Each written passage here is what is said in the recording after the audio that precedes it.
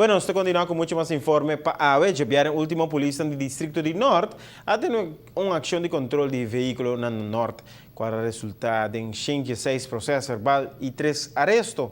Además, toma 3 autos e brommer e bromfiets de beslag. O time de 12 agentes policiais efetua controle por o setor para Gesor Meinta e também Gesor e Mei para o Norte de Merdia. Patrulham para arriba caminho grande na retorno de Tanque Flip.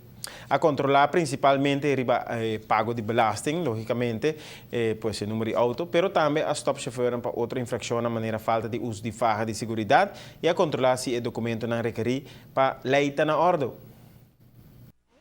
A indústria de verkeerscontrole de distrito 2 aqui, né? Então, sim, ongeveer riba 3 auto para.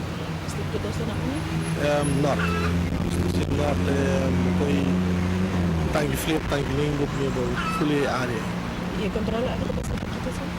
A maioria é belasting, pero tu lo que bem também está Você está conta para seatbelt, kunstkaart, minder belasting hebben we deze kosten.